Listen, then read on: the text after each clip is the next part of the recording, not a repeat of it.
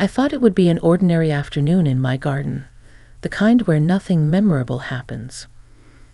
Then my neighbor stopped me between the roses and the fence, looked at me with a seriousness I had never seen before, and said he needed to tell me something he had carried for years. What followed changed the way I see quiet moments, familiar faces, and even myself. Before we begin, I'd love to know where you're watching from today. Which city or town are you listening in from? And if stories like this speak to you, please consider subscribing to the channel and giving this video a like. It truly helps more than you know, and I'm grateful you're here. Now let me tell you what happened. I'm a woman in my early 50s, and I've learned that life doesn't usually announce its turning points. They arrive disguised as ordinary moments. That afternoon, the sun sat low but warm, the kind of light that softens everything it touches. I was in my garden, my small patch of peace behind the house, trimming the edges and talking to myself the way I often do when no one's around. The garden had become my quiet companion after my children moved out and my days grew quieter. The soil under my gloves, the steady rhythm of tending to something living, it grounded me. I didn't hear him at first. I was focused on a stubborn weed near the fence when a shadow crossed over the beds. "Hey," he said gently, like he didn't want to startle me. I looked up and saw my neighbor, Tom. We'd lived next to each other for nearly 8 years. Friendly waves, brief chats about the weather, the usual neighborly rhythm. He was around my age, maybe a little older, with a calm presence that always made him seem unhurried. "Hi, Tom," I replied, pulling off my gloves. "Everything okay?" He nodded, but his eyes told a different story. There was something careful in his posture, as if he had rehearsed this moment and still wasn't sure how it would go. "I was hoping to catch you," he said. "Do you have a minute?" I did. I always did, but something in his voice made that minute feel heavier than usual. I leaned back against the fence, the wooden slats warm against my shoulder. "Sure," I said. "What's on your mind?" He glanced toward his house, then back at me, and let out a slow breath. I'd been meaning to say something for a long time, and I realized if I didn't say it today, I might never say it at all. That got my attention. My garden suddenly felt very quiet. Even the birds seemed to pause. "Okay," I said softly. "You can talk to me." We stood there, 2 neighbors separated by a line of flowers and years of polite distance. I noticed details I'd never paid attention to before. The faint lines at the corners of his eyes, the way his hands rested calmly at his sides, the sincerity in his expression. "I've watched you take care of this place," he began. "Not just the garden, your home, yourself, after everything you've been through." I frowned slightly. "What do you mean?" He smiled, just a little. "Small towns, quiet streets. We notice more than we admit. I know you lost your husband years back. I know you raised your kids mostly on your own after that. And I know you kept going." His words landed gently but deeply. I hadn't expected to feel seen like that, especially not by someone I'd only known in passing. "I don't mean to pry," he continued quickly. I wanted you to know that your strength hasn't gone unnoticed." I swallowed, feeling an unexpected tightness in my throat. "Thank you," I said. "That's kind of you." He nodded, but he wasn't finished. "There's more. And this is the part I've been nervous about." I waited, the air between us charged with something unspoken. My garden, my safe place, suddenly felt like the setting for something important. "Over the years," he said slowly, "our short conversations, the way you smile, the way you listen, they've meant more to me than you probably realize. Not in a way that crosses any lines, just in a human way, a reminder that connection doesn't disappear with age. I felt my shoulders relax. There was no pressure in his words, only honesty. And that honesty stirred something inside me I hadn't felt in a long time, the realization that I was still part of the world in a meaningful way. "I'm glad you told me," I said, and I meant it. We stood there a moment longer, the sun dipping lower, the garden holding our shared silence.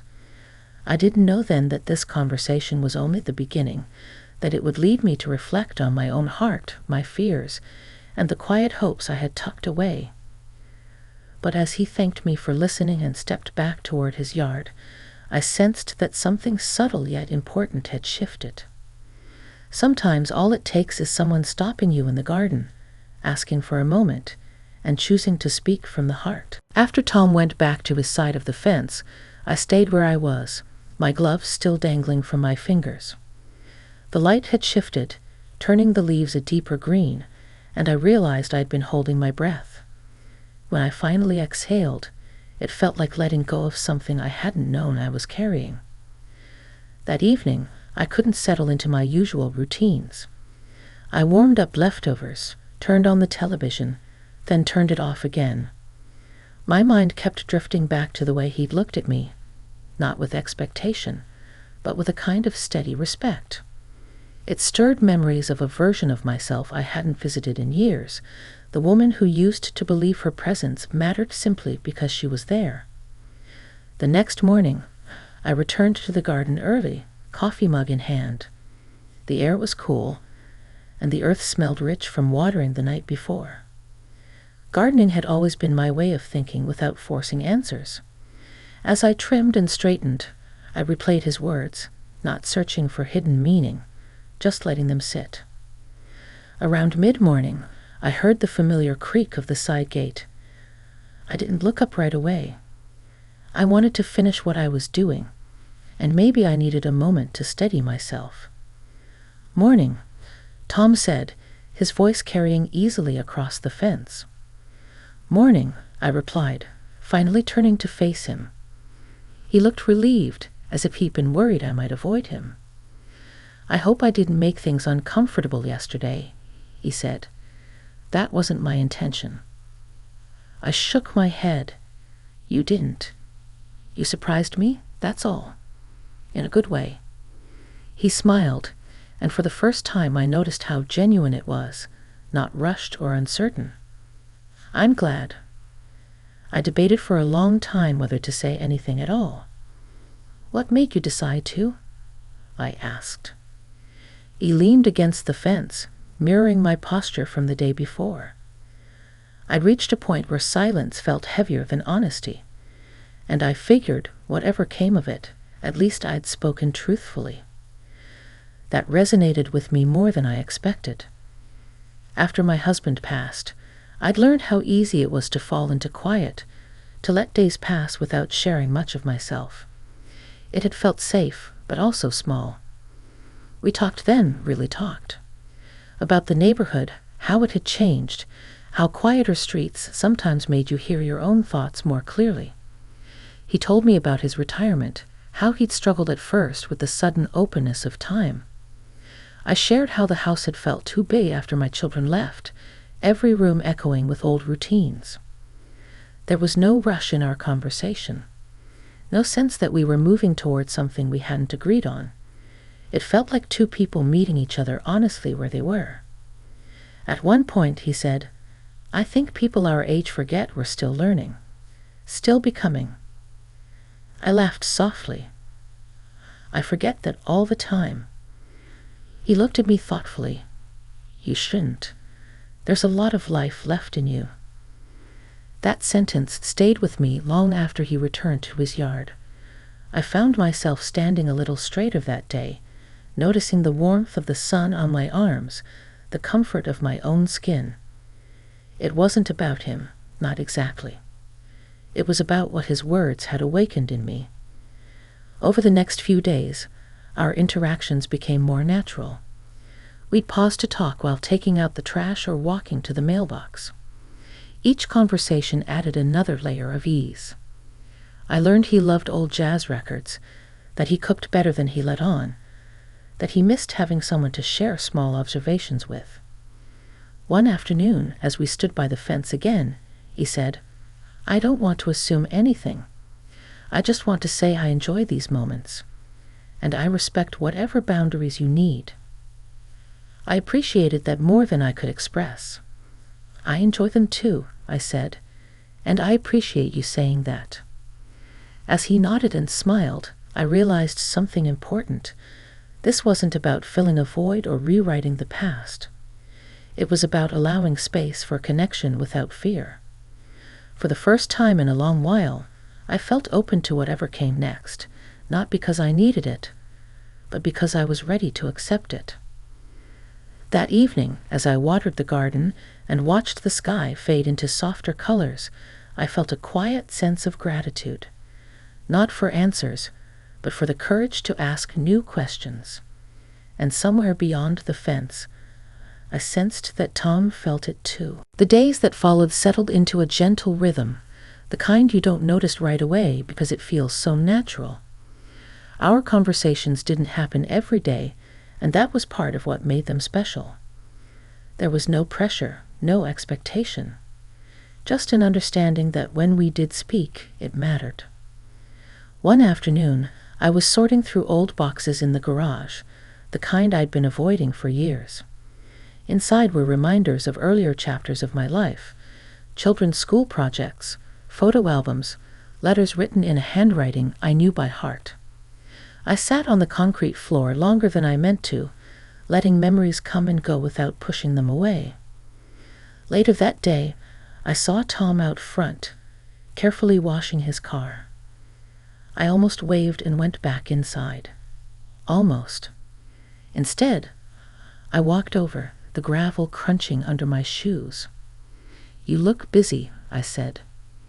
He turned off the hose and smiled. "Busy is relative. Mostly I'm just trying to feel useful." I laughed. I know that feeling. We ended up sitting on the low stone wall between our houses, the late afternoon breeze carrying the smell of cut grass. I told him about the boxes, about how strange it felt to touch pieces of my past without feeling overwhelmed by them. "That sounds like progress," he said. "It feels like it," I admitted. For a long time, I thought moving forward meant forgetting. Now I'm realizing it might just mean remembering differently. He nodded, thoughtful. "I think that's true. We don't stop being who we were. We just add to it." There was a pause then, comfortable and unhurried. I noticed how easy it was to be quiet together. That alone felt like a gift. He cleared his throat gently. "Can I ask you something?"